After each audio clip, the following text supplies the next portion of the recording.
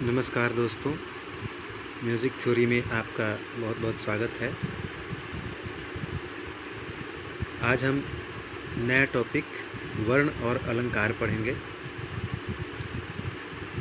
जिसके लिए मैंने कई किताबों का सहारा लिया है और उसमें से जो भी चीज़ लेने लायक है उसको मैंने लिख लिया है। तो चलिए मैं आपको वर्ण और अलंकार बताता हूँ।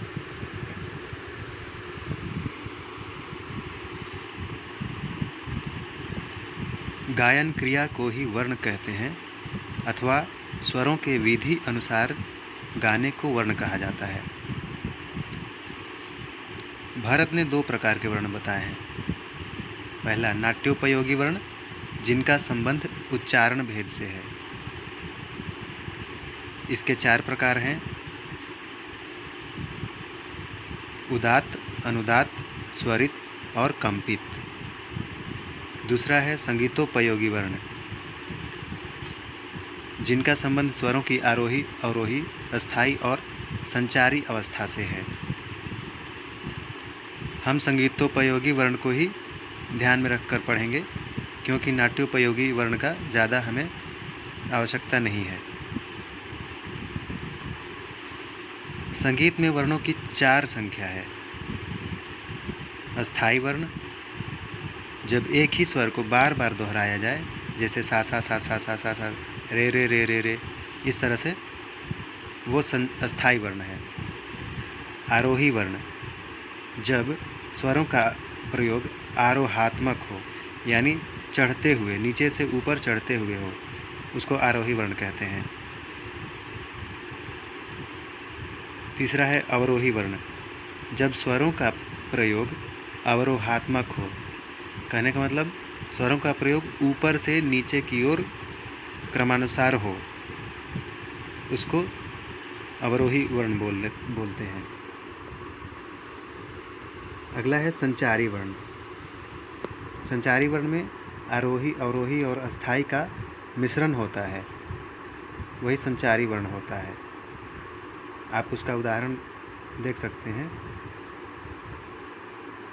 आगे देखिए, दत्तिल के अनुसार आरोही वर्ण को अंतरा भी कहते हैं, क्योंकि इसमें अस्थाई वर्ण से अंतर पड़ जाते हैं।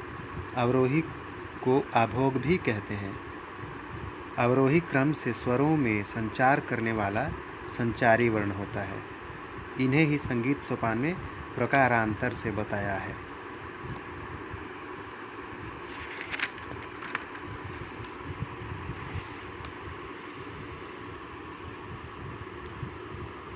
पंडित अहोबल के अनुसार वर्ण या पद 4 होते हैं।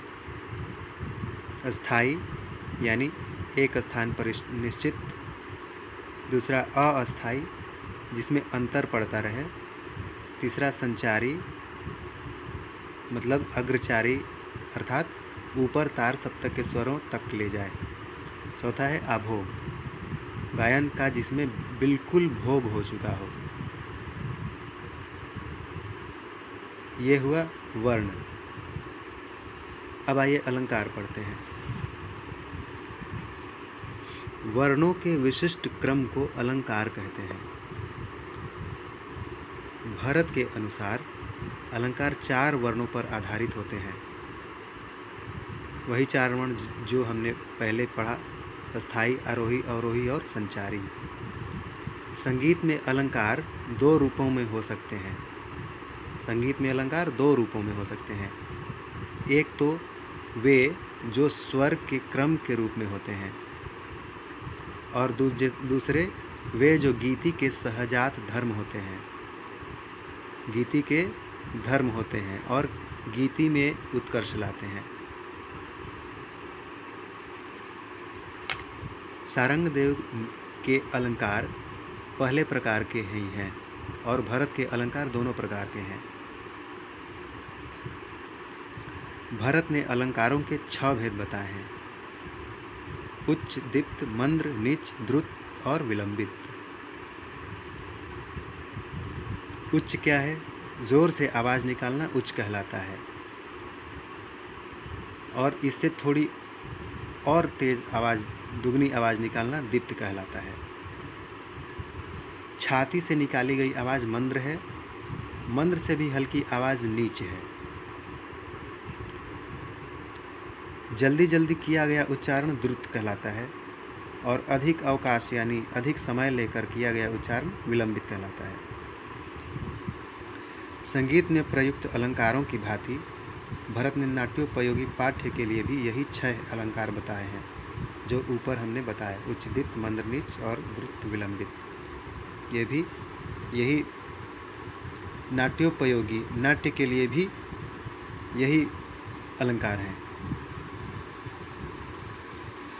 अब देखते हैं। स्थूल रूप से अलंकार 4 प्रकार के हो सकते हैं: सरल अलंकार, जटिल अलंकार, अर्ध जटिल अलंकार और मेरुखंड अलंकार। इसका उदाहरण आप देख सकते हैं। सरल अलंकार कैसा होता है, ये देखिए। सरल अलंकार के उदाहरण हैं, आप देखकर समझ सकते हैं। ये है अर्ध जटिल के अलंकार के उदाहरण। इसके बाद ये जटिल अलंकार के उदाहरण हैं और ये मेरुखंड के अलंकार के उदाहरण हैं।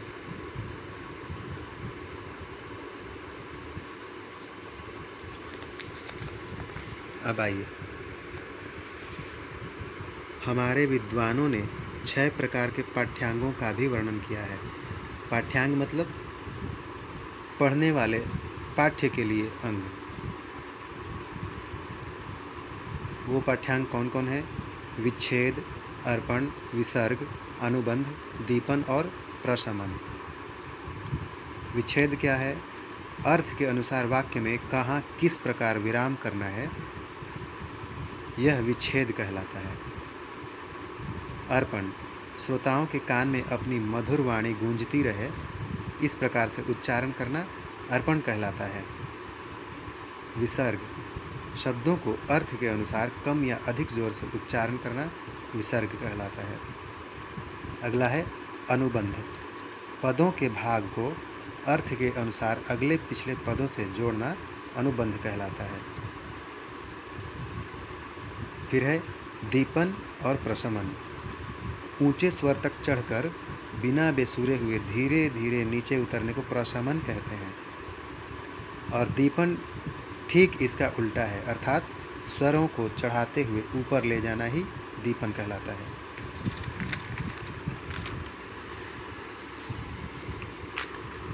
अब देखिए,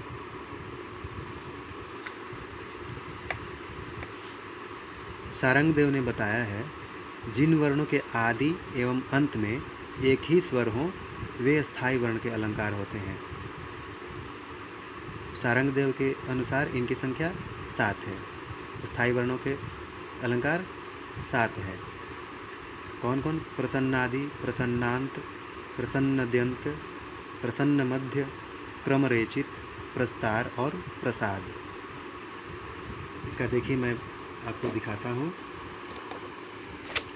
प्रणव भारती पंडित ओंकारनाथ ठाकुर जी का लिखा हुआ है। इसमें देखिए, आदि और अंत में एक ही स्वर हो वो अस्थाई के अलंकार कहलाते हैं। देखिए, प्रसन्नादि, आदि और अंत में एक ही स्वर है। प्रसन्नाद्यंत, प्रसन्नात, आदि और अंत में एक ही स्वर है। प्रसन्नाद्यंत, आदि अंत में एक ही स्वर है। प्रसन्न मध्य, आदि और अंत में एक ही स्वर है। क्रम रेचित, आदि और अंत में एक ही स्वर है। प्रस्तार, आदि और अंत में एक ही स्वर है। प्रसाद, आदि और अंत में एक ही स्वर है। ये अस्थाई के 7 अलंकार हैं। आगे देखते हैं।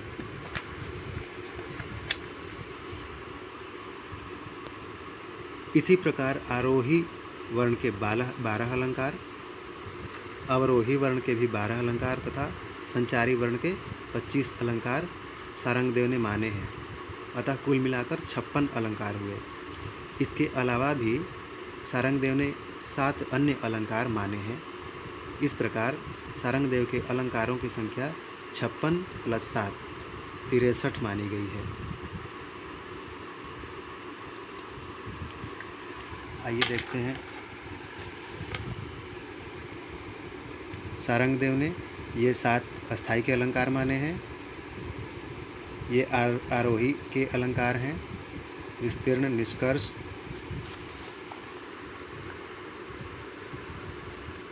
बिंदु, अभ्युच्चय, हसित, प्रेंखित, आक्षिप्त, संधि प्रच्छादन, उद्गीत, उद्वाहित, त्रिवर्ण, वेणी, ये आरोही वर्ण के अलंकार हैं।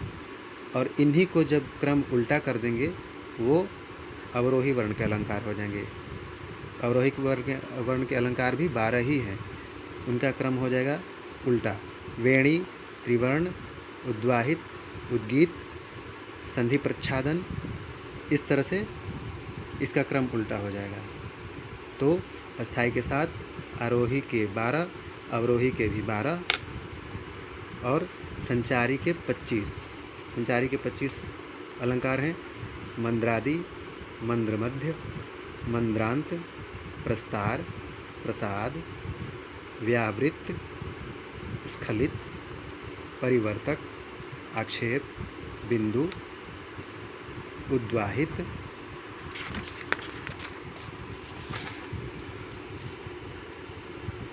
ऊर्मी, सम,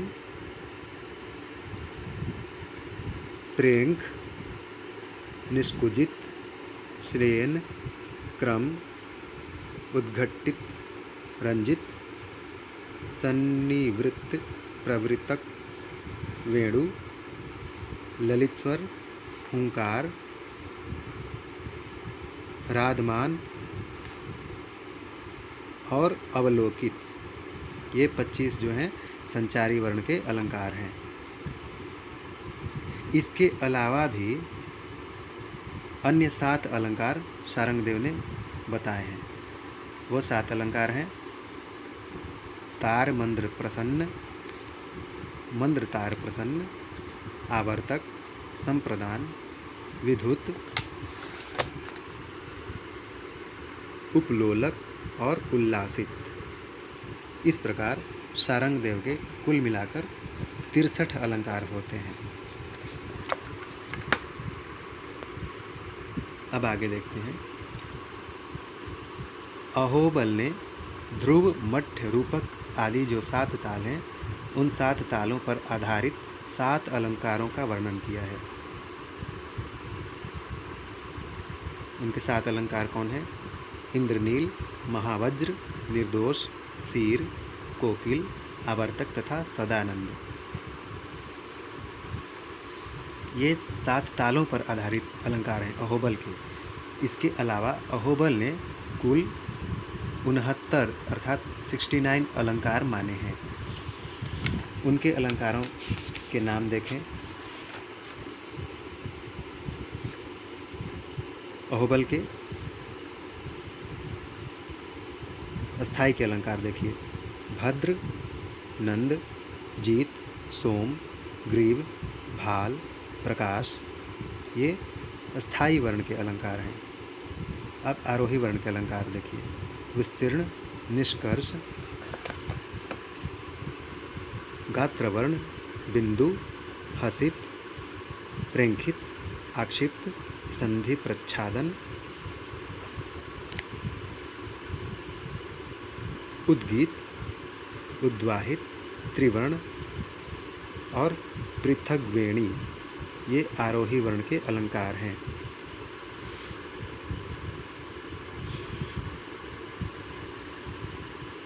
अब इसी का ठीक उल्टा अवरोही वर्ण का अलंकार हो जाएगा।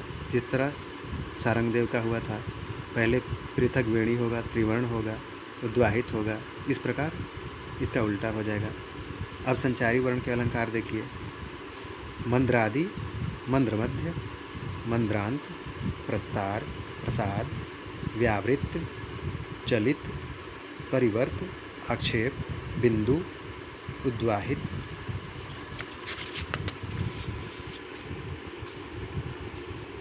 ऊर्मी, सम, प्रेंख, निष्कुजित, शयन, क्रम, उद्घाटित, रंजित, सन्निवृत्त, प्रवृत्त, वेणु, ललित, हुंकार, ह्लादमान, अवलोकित।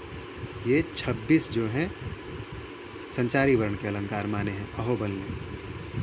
अहोबल ने 7 अस्थाई वर्ण के अलंकार, 12 आरोही वर्ण के अलंकार, 12 अवरोही वर्ण के अलंकार और 26 संचारी वर्ण के अलंकार माने हैं। इसके अलावा जो 7 अलंकार उन्होंने माने हैं वो मैंने बताया क्या था। इंद्रनील, महावज्र, निर्दोष, सीर, कोकिल, आवर्त, सदानंद। इनके अलावा भी उन्होंने चक्राकार, जव, शंख, पद्माकार, वारिद ये अलंकार माने हैं। इस प्रकार कुल मिलाकर उनके अलंकारों की, अहोबल के अलंकारों की कुल संख्या 69 हुई। स्थायी वर्ण के 7, आरोही वर्ण के 12, अवरोही वर्ण के 12, संचारी वर्ण के 26, तालबद्ध अलंकार 7, रागोपयोगी अलंकार 5।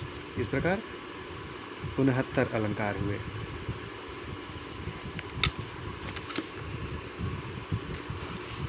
अब आइए देखते हैं किसने कितने अलंकार माने। आचार्य भरत ने संगीतोपयोगी कुल 33 अलंकार माने। इनके 33 के अलावा भी कई अलंकार हैं, लेकिन वो संगीत के लिए उपयोगी नहीं हैं, वो पाठ्य वाले हैं। तो संगीतोपयोगी कुल अलंकार इनके 33 हैं। नान्यदेव ने 56 अलंकार माने हैं। मतंग ने भी भरत की तरह 33 अलंकार माने हैं। दत्तिल ने 13 अलंकार माने हैं। अहोबल ने 69 अलंकार माने हैं और सुधा कलश ने 18 अलंकार माने हैं। सारंगदेव ने तो आपने पढ़ा टोटल 63 अलंकार माने हैं। इस प्रकार ये वर्ण और अलंकार समाप्त हुआ। मिलते हैं फिर अगले वीडियो में। आपको वीडियो कैसा लगा कमेंट करके हमें बताएं। फिर अगले वीडियो में मिलते हैं। तब तक के लिए धन्यवाद।